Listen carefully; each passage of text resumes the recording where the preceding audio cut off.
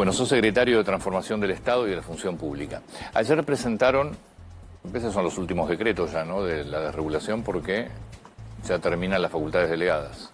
Exacto. Sí. Y sobre todo creo que las facultades delegadas tuvieron un rol muy fuerte en lo que es la reforma del Estado, y para entender eso hay que comprender de dónde venimos. Cuando uno mira los últimos 30 años, nosotros teníamos 40 organismos descentralizados, desconcentrados en el Estado Nacional. Por ejemplo... INTA, INTE, INAPSE, son organismos ARICAME. descentralizados. Sí, organismos que están por fuera de la Administración Central, por fuera de los ministerios. Bien. Diciembre de 2023 teníamos 110 organismos. ¿Para 40 cuánto teníamos? ¿Cuándo fue? Hace 30 años. 30 años. Diciembre de 2023. 110. 110. Hace 30 años esos organismos tenían 30.000 empleados públicos. Sí. Cuando asumimos había 90.000 empleados públicos. Esos organismos tenían más de 500 autoridades superiores. Si yo sumo, porque para ahí es difícil cuando uno compara números, si sumo todos los ministerios del Estado Nacional, hay 200 autoridades. Los organismos tenían más de 500. Los organismos son cajas, básicamente, ¿no? Entendamos. Bueno, cuando uno se pone a ver y pone a encontrar algunos ejemplos concretos, ves eso. Un ejemplo es INACSI, que es el Instituto de Agricultura Familiar. 1.000 personas. 1.000 personas. 1.000 personas. Wow. 10.000 millones de pesos. Pero lo peor es que ese dinero no iba a la agricultura familiar. El 85% de los recursos iba destinado a los sueldos. Ese lo habían armado en su momento, me parece, para una organización social, estaba ahí al frente, Sí, ¿no? Uno de los piqueteros. Sí, no me acuerdo ahora punto. Sí, pero Pérsico. Era una forma de hacer política de intermediación en base a la pobreza. Pero digo, uno dice, bueno, pero pará, Maxi, queda un 15%. Decime que el 15% se lo dieron a los agricultores. Cuando uno empieza a ver, ese 15% no iba a los agricultores. Un porcentaje pequeño iba a municipios, iba a cooperativas, que no sabemos los destinatarios finales. Y tampoco había un proceso en donde los agricultores se podían inscribir y recibir los fondos, sino que estas 1.000 personas que tenían 100 sedes por todo el país repartían de forma discrecional dinero. Cuando uno va a ver las rendiciones... Era una caja para hacer política. Era una caja, y cuando uno dice, bueno, por lo menos vamos a ver las rendiciones, no estaban las rendiciones, no había informes técnicos. Eran 10.000 millones que tirábamos todos los años en un organismo y no tenía sentido. Y eso se replica, digo, otro ejemplo es ARICAME. No sé, ¿alguna vez lo escucharon? No, y el anterior, sí, agricultura familiar, sí. Agricultura familiar. La agencia de cannabis, o de cáñamo. Me acuerdo, sí. Pero esa nunca empezó al final, sí. Nunca empezó, pero era una caja para la política. Tenía 5 secretarios de Estado. Mirá. El Ministerio de Salud tiene 3. Entonces, con la excusa de crear una agencia, crearon 5 puestos políticos para dárselos a amigos de la política y generar un gasto adicional dentro del Estado. Entonces nosotros cuando empezamos a revisar encontramos 2 tipos de organismos. Organismos que no tenían ningún sentido, que se disolvieron totalmente, como los 2 que mencioné, y organismos que lo que había que hacer era un proceso de ordenamiento, como fue el caso de Vialidad. Uno mira Vialidad y creo que lo conoce, no hay ningún argentino que no conozca Vialidad, es el extremo de la corrupción. Y por algo tenemos una expresidenta que está presa. Pero cuando ¿qué es lo que estamos haciendo con Vialidad? 2 cosas, institucional y operativo.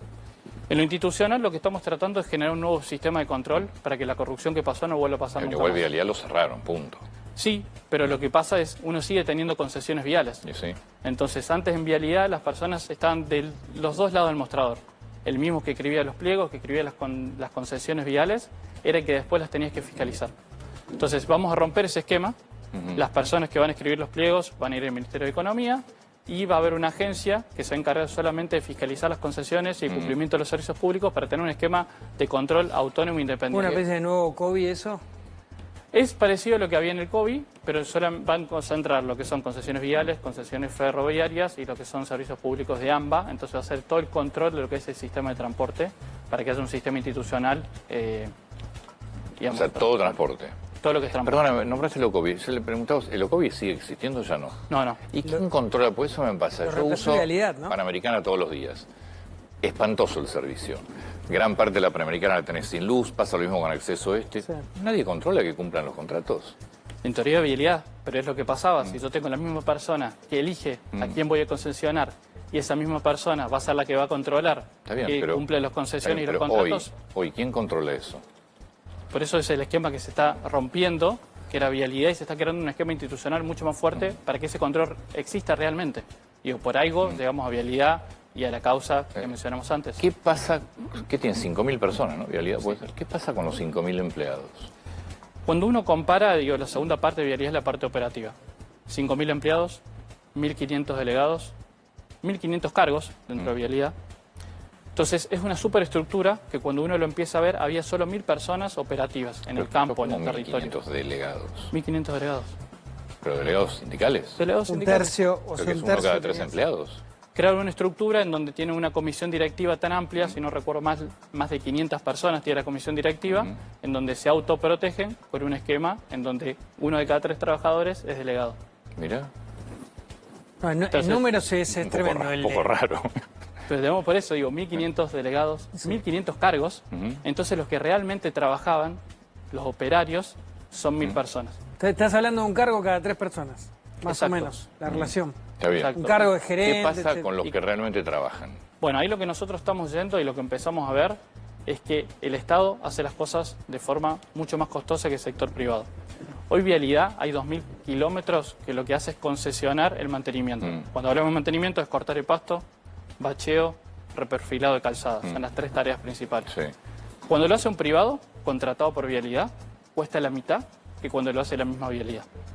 Entonces vamos a iniciar un proceso de transición en donde el mantenimiento de todas las rutas se va a seguir haciendo, los campamentos van a seguir funcionando, y durante ese proceso, además de hacerlo más eficientes y reducir la cantidad de gente, porque con un porcentaje mucho menor se puede brindar el mismo servicio, reducir la carga operativa, porque hablamos de los 5.000 personas, si tengo 1.000 personas que están en territorio, tengo 4.000 administrativos, que es una relación que no se ve en ninguna empresa privada. Y lo que se va a comenzar a hacer es avanzar con la concesión de los 10.000 kilómetros y empezar a tercerizar esos servicios, que son servicios simples de corto de pasto, de bacheo en frío, de bacheo en caliente, para poder mejorar el mantenimiento de las rutas. Nosotros hicimos una estimación que solamente mejorando en la eficiencia, es decir, si logramos tener los parámetros que tiene el sector privado, podríamos ahorrar entre 80 y 100 millones de dólares solamente con vialidad. Y eso nos permitiría mejorar las prestaciones, porque serían 80 y 100 millones de dólares que se destinarían de nuevo a mejorar el estado de las rutas. Sí, a mí igual me preocupa mucho con la gente que haces. Con los que trabajan, los delegados, los que no trabajan no importa nada, pero... ¿Y el que trabaja? Es que en realidad creo que ahí lo que hay que mirar es lo que viene pasando el último año. Nosotros reducimos en 50.000 empleados la cantidad de empleados públicos. Eso generó un ahorro de 2.000 millones de dólares. Ahora, nosotros siempre lo que decimos es, cuando hablamos de motosierra, hablamos de darle libertad a cada uno de los argentinos. ¿Por qué? Pues fue ese ahorro el que nos permitió bajar los aranceles a los teléfonos, que fue bastante conversado, y bajaron un 25% ya los precios. Fue eso lo que nos permitió bajar los aranceles a los neumáticos, que es clave para el sector productivo. Fue eso lo que permitió bajar la inflación. Entonces, ¿por qué un ciudadano, un cordobés, una persona de Formosa, una persona de Chaco, tiene que estar financiando que, por ejemplo, el INAXI tenga 1.000 personas simplemente para hacer Lo que política? plantea Antonio me Disparate. parece Yo digo que el tiene que que ver. trabaja. Claro. Es que por ahí muchas de esas ¿Y 1.000... cómo no te cae alguien en esa bolsa directamente? Es que en esa nosotros, bolsa por de eso, los 50.000 que hablabas. este proceso va a ser gradual y nosotros lo hacemos con mucha seriedad de la misma forma que lo vamos haciendo en todos los ministerios. Vamos a hacer un relevamiento de la misma forma que lo vamos a hacer en INTA, en INTI, en cada uno de los organismos de producción, en cada uno de los organismos de transporte, para poder diferenciar, obviamente, las personas que trabajan y realmente cumplen su función, Sí. de los que no trabajan. Contame, dentro de tus funciones, pues nombraste, bueno, el tema vialidad, pues lo que pasa que es lo que se vio en estas últimas 48 horas. Por ejemplo, bueno, transporte te toca todo, evidentemente, de lo Sí. que es... ¿Qué más? Transporte, un comentario, una Sí. cosa me pareció muy irrisoria cuando la descubrí, es la superposición de funciones. Uno cuando está en una ruta nacional, te podía parar la Agencia Nacional de Seguridad Vial, Sí, pero cierto. si ibas en vehículo. Si pasaba un camión no lo podía frenar, No, si esa es pasaba la un colectivo CRNT, ¿no? tampoco lo podía frenar. Sí. SNRT, otro organismo del Estado. Si pasaba un camión con carga, lo podía frenar. Si pasaba un colectivo con pasajeros, lo podía frenar. Si pasaba sin pasajeros, no lo podía frenar. Es buenísimo. Pero no podía frenar un vehículo, la SNRT. Y después estaba Gendarmería. O sea, tienen que estar los tres, en el mismo puesto tienen que estar los tres. O tengo 3 puestos Sí. controlando cosas diferentes. Sí. Entonces, ¿qué estamos haciendo ahí? Dándole la función a Gendarmería mediante una modificación que salió hoy en la ley orgánica de control de tránsito, de control de transporte de pasajeros y O sea, control de transporte. Gendarmería, a partir de ahora, pues el decreto ya está publicado, puede parar y controlar a todos los vehículos. Exacto. Gendarmería ya tiene la capacidad operativa, está haciendo más de 80.000 controles en todo el país. Pero puede parar Pero eso autos, genera- camiones, con carga, sin carga, colectivos. Exacto, va a generar una eficiencia mucho mayor porque si ve un camión lo puede parar, si ve una situación particular con un colectivo, por ejemplo, no tiene la BTV, lo va a poder frenar, va a poder controlar que el conductor cumpla con las condiciones y las horas de descanso, va a poder cumplir o verificar que la carga esté registrada, va a poder controlar los transportes de carga peligrosa. Entonces generamos una eficiencia mucho mayor. ¿Qué es lo que pasaba? Que era un dislate con la Agencia Nacional de Seguridad Vial. Como no eran fuerza pública, en cada control necesitaban el apoyo de Gendarmería o de alguna fuerza provincial. Entonces teníamos que destinar, en vez de un gendarme, poder destinarlo en un control diferente, tenía que estar custodiando la seguridad de esos inspectores. Entonces, por un lado tenemos transporte, por otro lado tenemos producción, por otro lado también salió publicado un decreto con respecto a lo que es salud. a La los CNR. hospitales. No, está No, bien. a mí me interesa el INTA y el INTI, porque esos eran organismos autárquicos, si no me equivoco, descentralizados, pero la verdad es con una función central. El INTA va a seguir existiendo, Sí. pero lo que nosotros decimos es tienen que investigar lo que el sector privado necesita, lo que el sector agrícola necesita.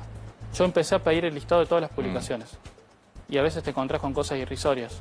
Había, por ejemplo, teníamos investigadores que están haciendo investigación sobre las plantas y la comida de los wichis, investigación sobre el ocio de las mujeres rurales.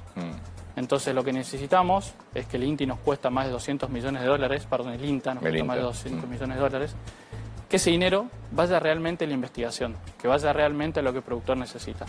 Entonces, cuando uno va al INTA tenemos más de 5.000 personas. Hace 20 años eran un poquito menos de 4.000. Tenemos más de 3.000 vehículos. Tenemos más de 500 sedes. Vos cuando empezás a ver un está mapa en y todo el después te país. traigo, es impresionante la cantidad de sedes y están superpuestas. Entonces, lo que vamos a hacer, primero se cambió la gobernanza, porque son recursos públicos, entonces a recursos públicos el Estado tiene que tener un control. Eso va a la Secretaría de Agricultura. Exacto, el control que había hoy sobre los recursos del INTA era bastante cuestionable. Tenía por un lado una fundación, tenía por otro lado una empresa, tenía más de 120.000 hectáreas, que no era claro qué hacían con esas hectáreas y cómo las manejaban. Uno empieza a revisar las compras del INTA y se encontraba por ahí que compraban, destinaban dinero a contratar un community manager para el INTA, era un Facebook de una de las seccionales del INTA. Entonces, el INTA va a seguir funcionando, sí, pero va a estar enfocado en lo que realmente el productor necesita, porque ¿Qué sería? queremos que vuelva a ser esa institución respetada, no solamente en Argentina, sino en el resto del mundo.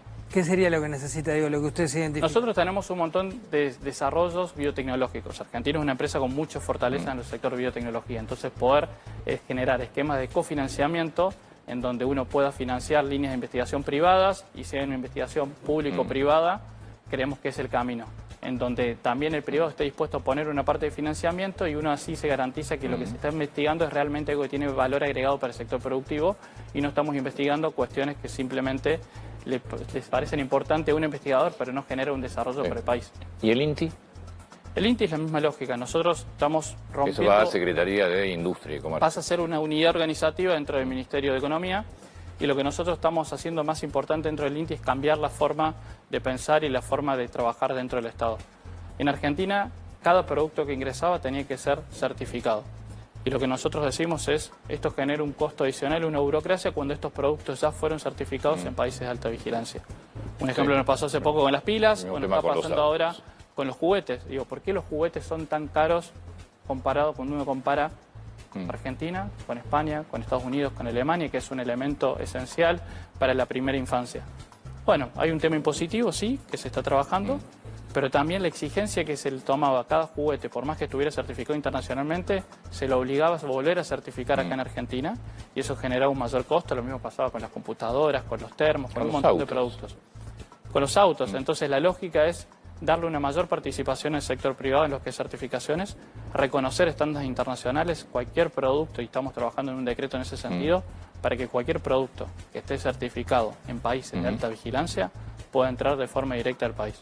Bien. No importa si es una licuadora, no importa si es un equipamiento médico, un juguete, un termo, un vaso, cualquier producto esté certificado y cumpla estándares de calidad internacionales va a poder ingresar de forma Con directa. los hospitales, Hospitales, qué va a lo que pasar? se hizo es, creo que algo que viene haciendo el ministro de Salud y lo ha mostrado en diferentes ocasiones, es ordenar la administración de las compras y el gasto que se hacía en cada uno de los hospitales. Entonces los 5 hospitales se van a unir en una institución que se va a llamar ANES, Sí. Agencia Nacional de Establecimientos de Salud. Esa agencia va a centralizar todas las compras y todas las partes administrativas de los 5 hospitales. Eso va a permitir poder conseguir mejores precios, poder tener un manejo más eficiente, son los recursos y el dinero que se ejecuta en los 5 hospitales. Y después cada hospital va a tener un director ejecutivo que se va a encargar de la parte de funcionamiento médico de cada hospital. Los hospitales van a seguir funcionando, no se ve afectado su presupuesto, van a seguir teniendo su especialidad, no se va a afectar a la cantidad de personal, simplemente es una mejora para ganar más eficiencia y a partir de esa mejor eficiencia poder mejorar las condiciones laborales y las condiciones de cada uno de los 5 hospitales.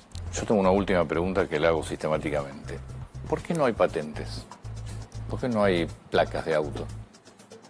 Me imagino que debe ser tuyo también ese sector. No, nosotros estamos en un proceso de transformación de diferentes organismos.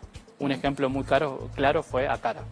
ACARA nosotros, cuando uno mira el Ministerio de Justicia, tenía 5.000 empleados. De esos 5.000 empleados, 3.000, 4.000 trabajaban para ACARA, que era un ente privado. Entonces, en ese proceso de ordenamiento... Que es la Asociación de Concesionarias. Exacto. En ese proceso se desvinculó a la gente, el proceso lo hizo ACARA, las personas que realmente necesitaban brindar un servicio para el Ministerio de Justicia se contrataron, pero en ese proceso de ordenamiento de los diferentes entes cooperadores hay algunas prestaciones que se vieron afectadas y que se está trabajando para poder solucionarlo en el corto plazo. De la misma forma que a veces tuvimos problemas y en esta lógica de hacer, algunas veces tienen problemas operativos, como nos pasó también con las licencias de conducir o con la cédula verde o con la cédula azul. Bueno, y después se fueron brindando soluciones, estamos trabajando en una solución que va a estar en el corto plazo. Porque es lo que decíamos con Bernardo, debe ser el único país en el mundo donde no hay placas. No placas. Ya se va a Y solucionar. las que hay vienen, se desintegran. Sí, esa es la otra también. Sí. Esa es la otra. Sí, que es una pregunta, digo, para hacerla en el futuro, de si por qué las placas las tiene que hacer siempre el Estado. No en todos los países es así tampoco. No, antes no era así tampoco en la Argentina, ¿eh? Por eso. Antes vos ibas, hacías la placa, y se te la robaban, te hacías un duplicado, no tenías ningún problema.